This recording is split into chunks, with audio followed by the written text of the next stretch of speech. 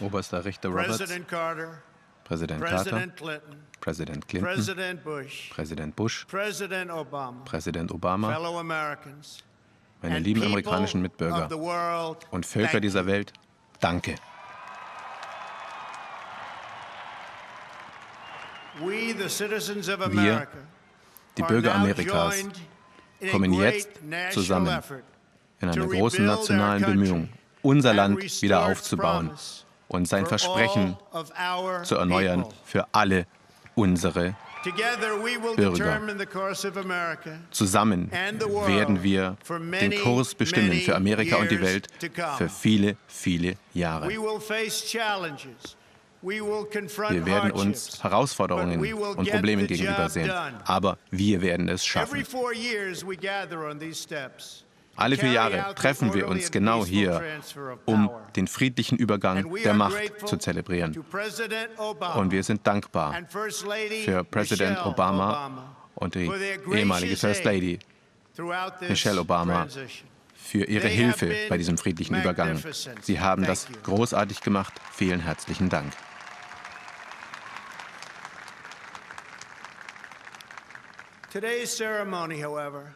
Die Feier, die wir heute abhalten, ist eine ganz besondere. Denn heute übertragen wir nicht nur die Macht von einer Regierung zur nächsten oder von einer Partei zur anderen, sondern wir übertragen die Macht aus Washington, D.C. und geben sie zurück an euch, das Volk.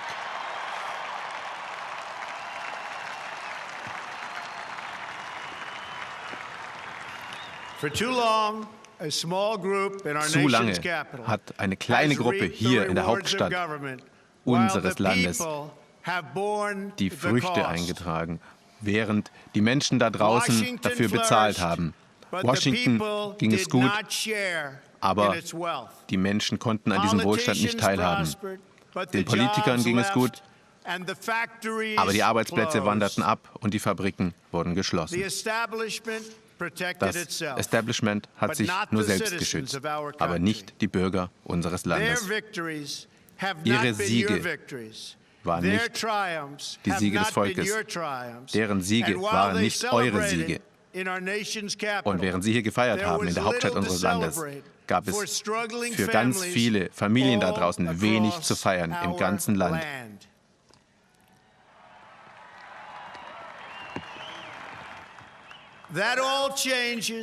Das wird sich jetzt alles ändern. Und zwar genau hier und genau jetzt. Denn das ist euer Moment, der gehört euch.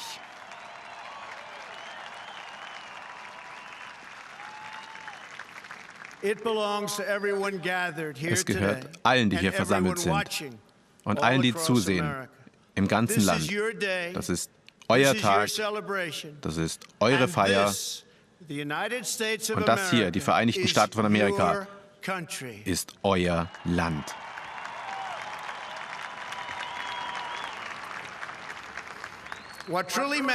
Was wirklich zählt, ist nicht, welche Partei an der Regierung ist, sondern ob unsere Regierung vom Volk kontrolliert wird.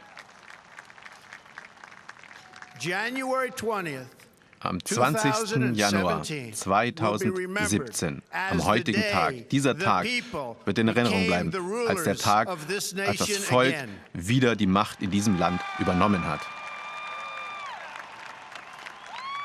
Die Vergessenen da draußen werden nicht länger vergessen sein.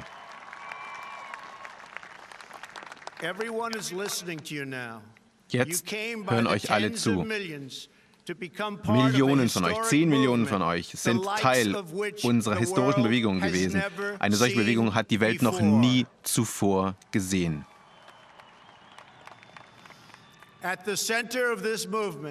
Im Zentrum dieser Bewegung gibt es den Glauben daran, dass eine Nation nur lebt, um ihren Bürgern zu dienen. Die Amerikaner wollen tolle Schulen für ihre Kinder, sichere Nachbarschaften für ihre Familien und gute, anständige Arbeitsplätze für sich selbst. Und das sind gerechte und vernünftige Forderungen anständiger Leute, eines anständigen Volkes. Aber für zu viele unserer Bürger gibt es eine andere Realität. Mütter mit Kindern, die in den Innenstädten in Armut leben, verrottende Fabriken, die wie Grabsteine die Landschaft prägen, ein Bildungssystem, in das viel Geld reingespült wird, aber das unsere wunderbaren Kinder nicht mit dem Wissen ausstattet, das sie benötigen. Und dann das Verbrechen und die Gangs und die Drogen, die so viele Menschenleben gekostet haben und unserem Land so viel genommen haben, so viel unrealisiertes Potenzial. Dieses amerikanische Schlachten hört hiermit auf, heute und hier und jetzt.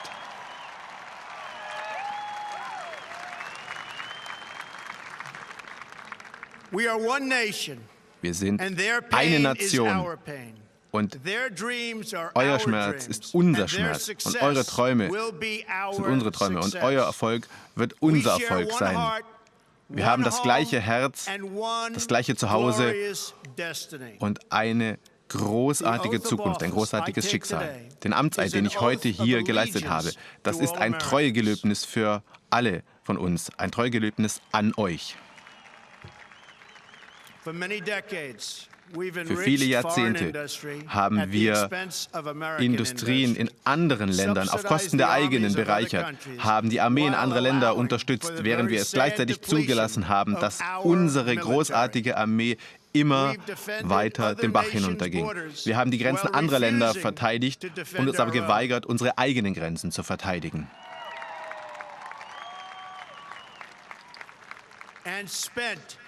Und wir haben Abermilliarden von Dollar in Übersee ausgegeben, während hier im eigenen Land die Infrastruktur verfällt. Wir haben andere Länder reich gemacht, während hier der Wohlstand, die Stärke und das Selbstvertrauen unseres Landes mit der Zeit immer weiter geschrumpft ist. Fabriken wurden geschlossen, Arbeitsplätze sind abgewandert und man hat noch nicht mal darüber nachgedacht, wie viele Millionen von amerikanischen Arbeitern man dadurch zurücklässt.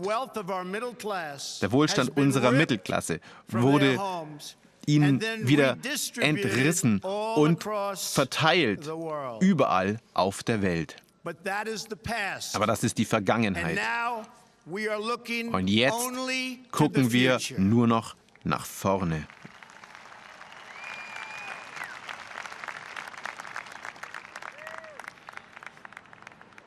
Wir haben uns heute hier versammelt, um einen Ruf erschallen zu lassen, der in jeder Stadt gehört wird, überall auf der ganzen Welt, in allen Zentren der Macht. Ab diesem Tag heute hier gibt es eine neue Vision, die unser Land führt. Ab dem heutigen Tage wird es nur noch heißen Amerika zuerst.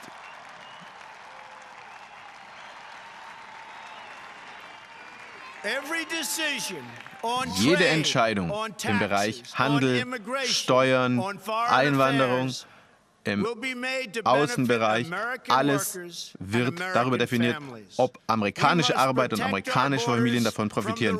Wir müssen unsere Grenzen schützen davor, dass andere Länder unsere Produkte und unsere Firmen stehlen und uns die Arbeitsplätze wegnehmen.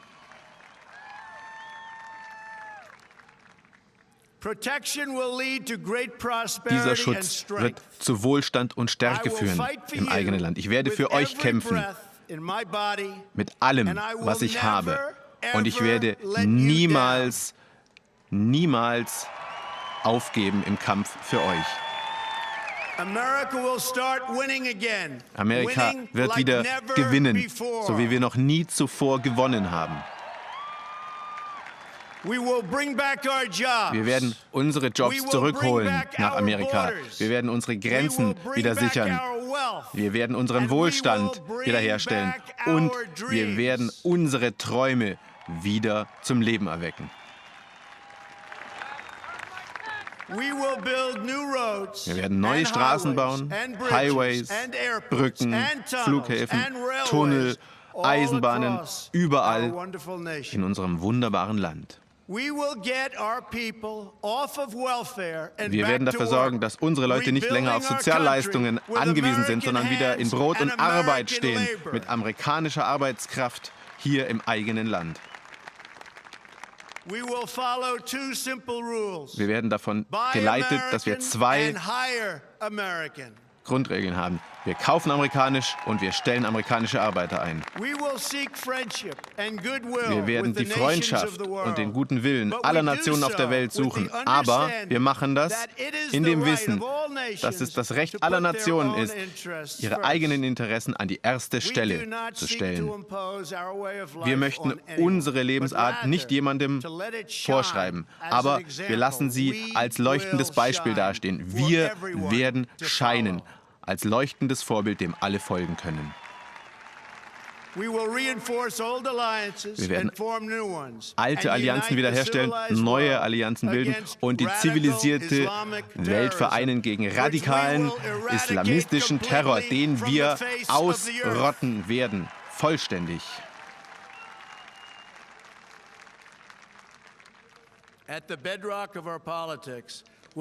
Und der Kern unserer Politik wird sein, immer den Glauben und die Treue zu unserem Land an erster Stelle zu haben. Und dadurch werden wir unsere Loyalität uns selbst gegenüber und dem anderen Bürger gegenüber wiederentdecken. Wenn man sein Herz öffnet für den Patriotismus, dann gibt es da keinen Platz für Vorurteile.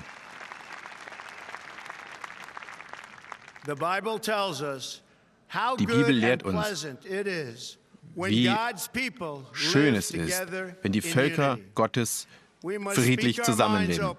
Wir müssen in der Lage sein, unsere Meinung offen zu sagen, unsere Differenzen zu diskutieren, aber immer nach Solidarität zu streben. Wenn Amerika vereint ist, dann kann uns keiner aufhalten.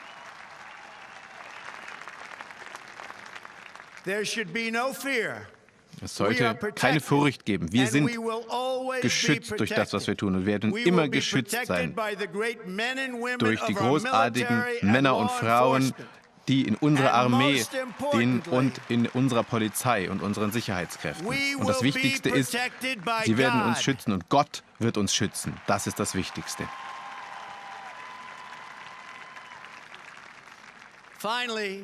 Wir müssen groß denken und noch größer träumen. Hier in Amerika wissen wir, dass eine Nation immer nur so lange lebt, wie es ihr gut geht, solange sie prosperiert. Wir werden keine Politiker mehr akzeptieren, die immer nur reden und nicht handeln, die sich immer beschweren, aber nichts ändern an den Zuständen.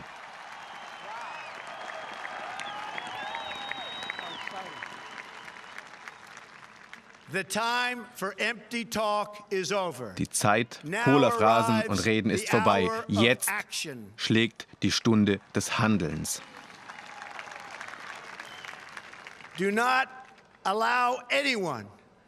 Gestattet es keinem, euch zu sagen, das kann nicht geschafft werden.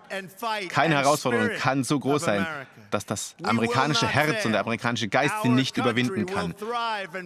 Wir werden es schaffen, dass unser Land wieder floriert.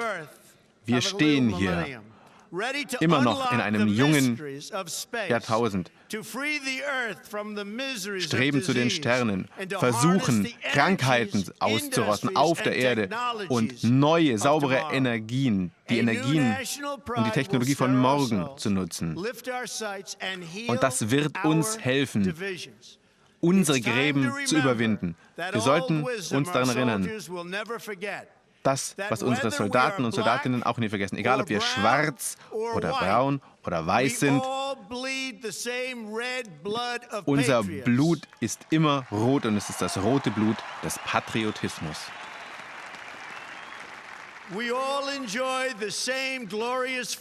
Wir haben alle die gleichen großartigen Freiheiten und wir salutieren alle der gleichen großartigen amerikanischen Flagge. Und egal, ob ein Kind in den Vorstädten von Detroit geboren wird oder in den Ebenen von Nebraska, sie gucken hinauf in den gleichen Nachthimmel. Sie haben die gleichen Träume. Und der Hauch des Lebens wird ihnen durch den gleichen Gott gewährt.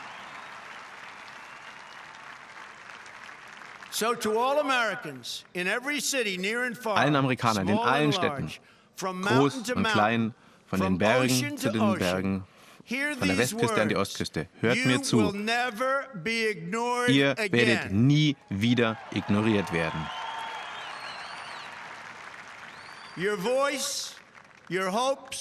Eure Stimmen, eure Hoffnungen und eure Träume werden unser amerikanisches Schicksal definieren. Und euer Mut, eure Güte, eure Liebe wird uns dabei anleiten. Zusammen werden wir Amerika wieder stark machen. Wir werden Amerika wieder reich machen.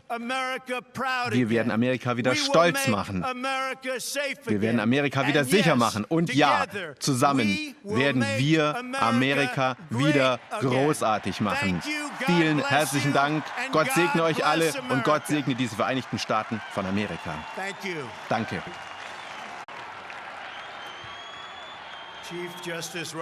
Oberster Richter Roberts, Präsident Carter, Präsident Clinton, Präsident Bush, Präsident Obama, meine lieben amerikanischen Mitbürger und Völker dieser Welt, danke. Wir, die Bürger Amerikas, kommen jetzt zusammen in einer großen nationalen Bemühung, unser Land wieder aufzubauen und sein Versprechen zu erneuern für alle unsere Bürger. Zusammen werden wir den Kurs bestimmen für Amerika und die Welt für viele, viele Jahre. Wir werden uns Herausforderungen und Problemen gegenübersehen, aber wir werden es schaffen. Alle 4 Jahre treffen wir uns genau hier, um den friedlichen Übergang der Macht zu zelebrieren. Und wir sind dankbar für Präsident Obama und die ehemalige First Lady Michelle Obama für ihre Hilfe bei diesem friedlichen Übergang. Sie haben das großartig gemacht. Vielen herzlichen Dank.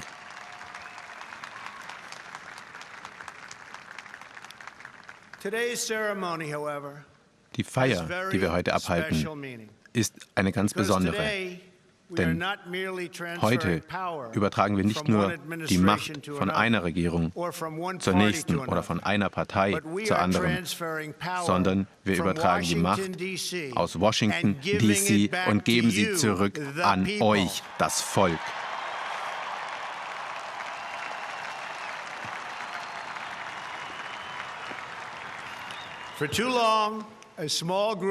Zu lange hat eine kleine Gruppe hier in der Hauptstadt unseres Landes die Früchte eingetragen, während die Menschen da draußen dafür bezahlt haben. Washington ging es gut, aber die Menschen konnten an diesem Wohlstand nicht teilhaben. Den Politikern ging es gut, aber die Arbeitsplätze wanderten ab und die Fabriken wurden geschlossen. Das Establishment hat sich nur selbst geschützt, aber nicht die Bürger unseres Landes. Ihre Siege waren nicht die Siege des Volkes. Deren Siege waren nicht eure Siege. Und während Sie hier gefeiert haben in der Hauptstadt unseres Landes, gab es für ganz viele Familien da draußen wenig zu feiern im ganzen Land.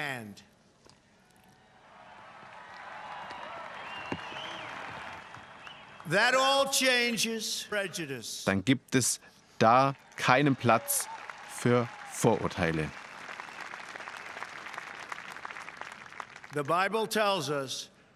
Die Bibel lehrt uns, wie schön es ist, wenn die Völker Gottes friedlich zusammenleben. Wir müssen in der Lage sein, unsere Meinung offen zu sagen, unsere Differenzen zu diskutieren, aber immer nach Solidarität zu streben. Wenn Amerika vereint ist, dann kann uns keiner aufhalten.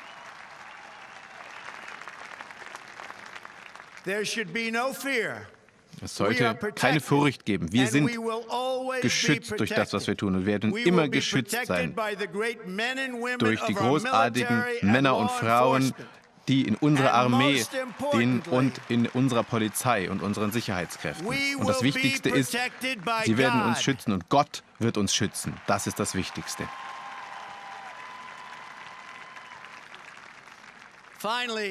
Wir müssen groß denken und noch größer träumen. Hier in Amerika wissen wir, dass eine Nation immer nur so lange lebt, wie es ihr gut geht, solange sie prosperiert.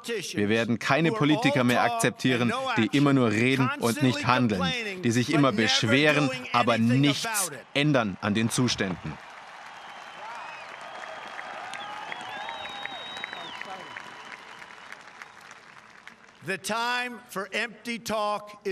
Die Zeit hohler Phrasen und Reden ist vorbei. Jetzt schlägt die Stunde des Handelns.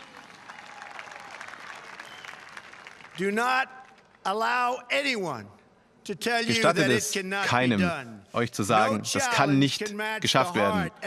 Keine Herausforderung kann so groß sein, dass das amerikanische Herz und der amerikanische Geist sie nicht überwinden kann. Wir werden es schaffen, dass unser Land wieder floriert.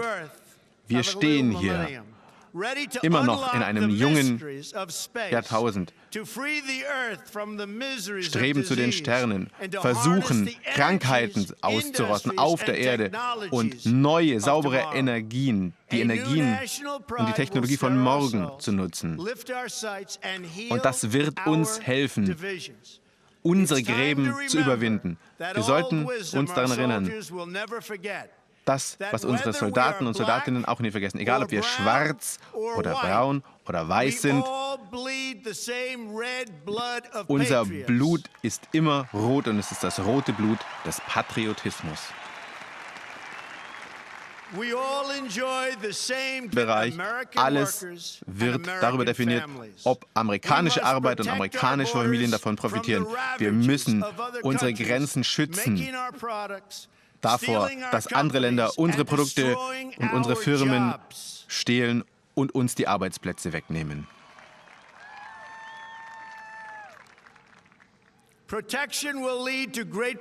Dieser Schutz wird zu Wohlstand und Stärke führen im eigenen Land. Ich werde für euch kämpfen, mit allem, was ich habe. Und ich werde niemals, niemals aufgeben im Kampf für euch. Amerika wird wieder gewinnen, so wie wir noch nie zuvor gewonnen haben. Wir werden unsere Jobs zurückholen nach Amerika. Wir werden unsere Grenzen wieder sichern. Wir werden unseren Wohlstand wiederherstellen.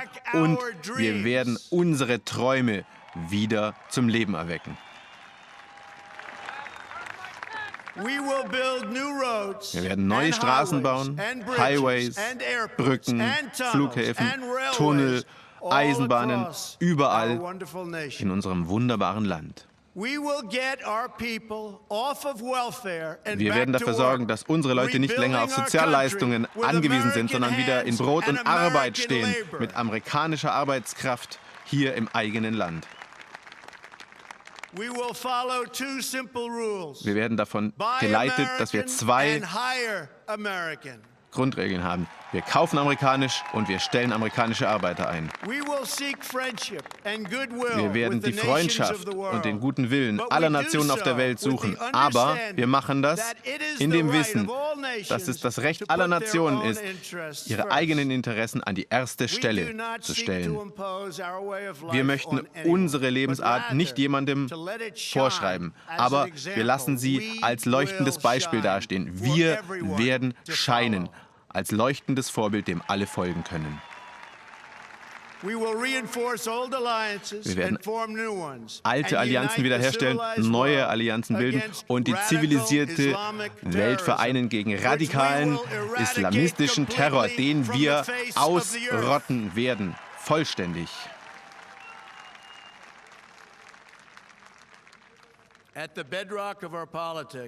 Und der Kern unserer Politik wird sein, immer den Glauben und die Treue zu unserem Land an erster Stelle zu haben. Und dadurch werden wir unsere Loyalität uns selbst gegenüber und dem anderen Bürger gegenüber wieder entdecken. Wenn man sein Herz öffnet für den Patriotismus, das wird sich jetzt alles ändern. Und zwar genau hier und genau jetzt. Denn das ist euer Moment, der gehört euch.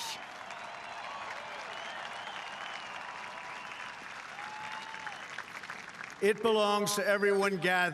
gehört allen, die hier versammelt sind und allen, die zusehen, im ganzen Land. Das ist euer Tag, das ist eure Feier. Und das hier, die Vereinigten Staaten von Amerika, ist euer Land.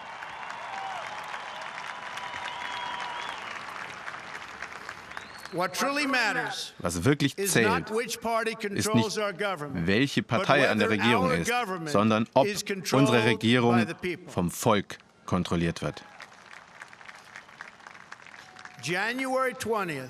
Am 20. Januar 2017, am heutigen Tag, dieser Tag wird in Erinnerung bleiben, als der Tag, als das Volk wieder die Macht in diesem Land übernommen hat. Die Vergessenen da draußen werden nicht länger vergessen sein.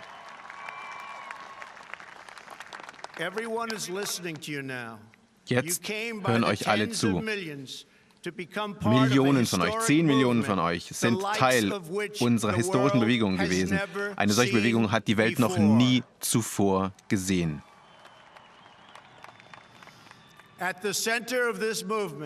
Im Zentrum dieser Bewegung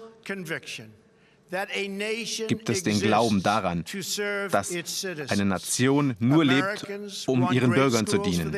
Die Amerikaner wollen tolle Schulen für ihre Kinder, sichere Nachbarschaften für ihre Familien und gute, anständige Arbeitsplätze für sich selbst.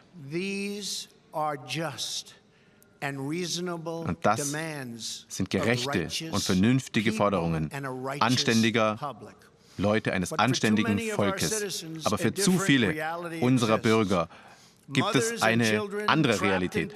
Mütter mit Kindern, die in den Innenstädten in Armut leben, verrottende Fabriken, die wie Grabsteine die Landschaft prägen, ein Bildungssystem, in das viel Geld reingespült wird, aber das unsere wunderbaren Kinder nicht mit dem Wissen ausstattet, das sie benötigen. Und dann das Verbrechen und die Gangs und die Drogen, die so viele Menschenleben gekostet haben und unserem Land so viel genommen haben, so viel unrealisiertes Potenzial. Dieses amerikanische Schlachten hört hiermit auf, heute und hier und jetzt.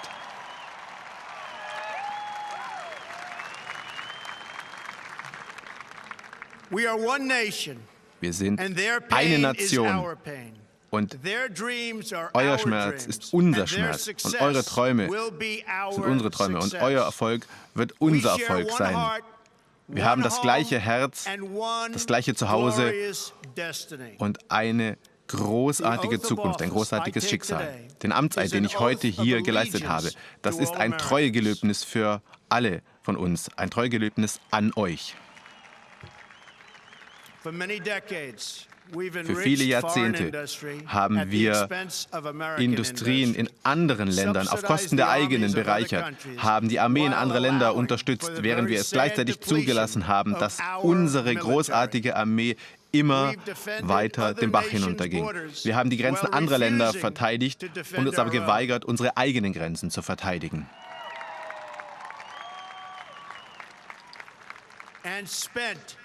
Und wir haben Abermilliarden von Dollar in Übersee ausgegeben, während hier im eigenen Land die Infrastruktur verfällt. Wir haben andere Länder reich gemacht, während hier der Wohlstand, die Stärke und das Selbstvertrauen unseres Landes mit der Zeit immer weiter geschrumpft ist.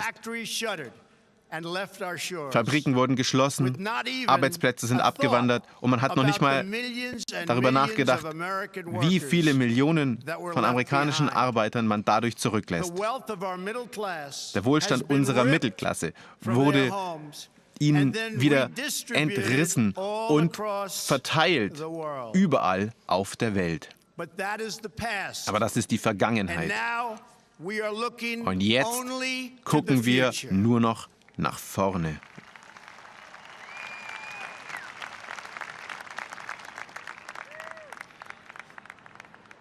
Wir haben uns heute hier versammelt, um einen Ruf erschallen zu lassen, der in jeder Stadt gehört wird, überall auf der ganzen Welt, in allen Zentren der Macht. Ab diesem Tag heute hier gibt es eine neue Vision, die unser Land führt. Ab dem heutigen Tage wird es nur noch heißen Amerika zuerst.